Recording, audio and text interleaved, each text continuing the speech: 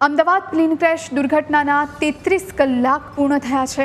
અત્યાર સુધીમાં 220થી વધુ લોકોના ડીએનએ સેમ્પલ્સ લેવામાં આવ્યા છે। રિપોર્ટ બાદ મૃતદેહોની ઓળખ કરવામાં આવશે। અત્યાર સુધીમાં 7 મૃતદેહોની ઓળખ થઈ ચૂકી છે। ઓળખ થતાં 7 મૃતદેહ પરિવારજનોને સોંપવામાં આવ્યા છે। 15 વર્ષની બાળકી જે કિશોરી છે એ સહિત 7 મૃતદેહો પરિવારને સોંપવામાં આવ્યા છે। આ સાથે સિવિલ હોસ્પિટલના કસોટી ભવનમાં જે કામગીરી છે એ ચાલુ છે। ગઈકાલે જેમના ડીએનએ લેવાયા તેમના રિપોર્ટ રવિવાર સાંજ સુધીમાં આવશે। રિપોર્ટ બાદ જ બાકીના મૃતદેહો પરિવારને સોંપવામાં આવશે।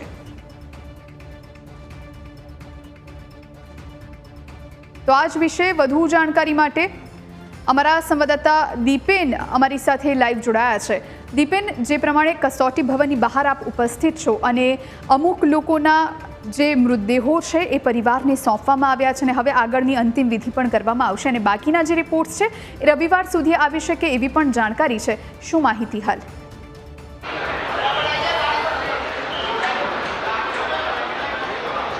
જુહી, અત્યાર સુધીની વાત કરવામાં આવે તો કુલ 7 મૃતદેહો છે તેમની ઓળખ છે તે થઈ ચૂકી છે। આ મૃતદેહો છે તે તેમના પરિવારજનો છે તેમને સોંપી દેવામાં આવ્યા છે। જે રીતે અધિકારીઓ છે હોસ્પિટલ અને મેડિકલ કોલેજના જે સત્તાધીશો છે તેમની પાસેથી મળતી માહિતી મુજબ ગઈકાલ સુધીની વાત કરવામાં આવે તો ગઈકાલે રાત સુધીમાં 294 જેટલા મૃતદેહો છે તે હોસ્પિટલ ખાતે લાવવામાં આવ્યા હતા। મહત્વનું છે કે જે મૃતદેહો હોસ્પિટલ ખાતે લાવવામાં આવ્યા હતા તેમાંથી કેટલાક મૃતદેહો છે તે ટુકડાઓમાં લાવવામાં આવ્યા હતા, એટલે ક્યાંક ડબલ આંકડો થયો હોય તેવી પણ શક્યતાઓ છે, પરંતુ 294 મૃતદેહો છે તે હોસ્પિટલ ખાતે લાવવામાં આવ્યા છે।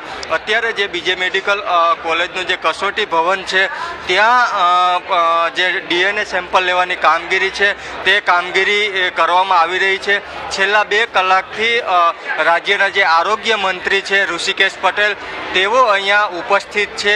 આ ઉપરાંત મંત્રી જગદીશ વિશ્વકર્મા છે તેઓ પણ કસોટી ભવન ખાતે હાજર છે। સતત જે પ્રક્રિયા છે તેનું નિરીક્ષણ કરવામાં આવી રહ્યું છે।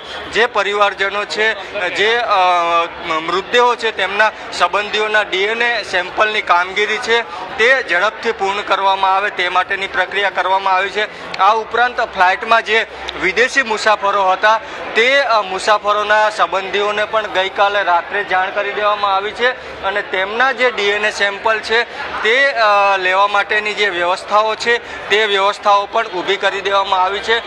તેમને કોઈ પણ પ્રકારની મુશ્કેલીઓ ન પડે, અહીંયા ડીએનએ સેમ્પલ આપવામાં અગવડતા ન પડે તે માટેની વ્યવસ્થાઓ છે તે પણ કરવામાં આવી છે। તો જે લોકોએ ડીએનએ સેમ્પલ માટે આપી દીધા છે બ્લડના સેમ્પલ, તેમને 72 કલાક બાદ મૃતદેહ છે તે આપવાની વાત છે તે સત્તાધીશો દ્વારા કરવામાં આવી છે। એટલે કે રવિવાર સુધીમાં જે સ્વજનો છે તેમને તેમના જે મૃતદેહો છે તે મળે તેવી શક્યતાઓ છે, કારણ કે 72 કલાક જેટલો સમય છે તે ડીએનએ ટેસ્ટિંગ માટે લાગતો હોય છે। તો હાલ ઝડપથી જે સેમ્પલ લેવાની પ્રક્રિયા છે તે પૂર્ણ કરવા તરફ તંત્ર દ્વારા ભાર મૂકવામાં આવી રહ્યો છે।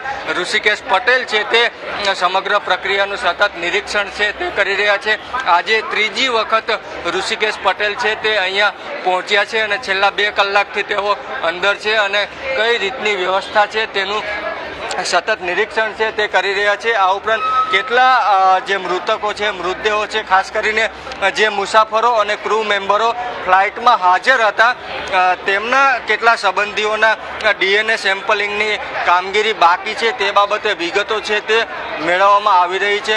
તો ચોક્કસથી જેમના પણ ડીએનએ સેમ્પલ આપવાની કામગીરી બાકી છે તે કામગીરી ઝડપથી પતાવવા માટેની પ્રક્રિયા છે તે કરવામાં આવી રહી છે અને તમામ વ્યવસ્થાઓ છે તે વ્યવસ્થાઓ જોઈ ગોઠવી દેવામાં આવી છે। આભાર આપનો, આપ જોડાઈને તમામ જાણકારી આપી તે માટે।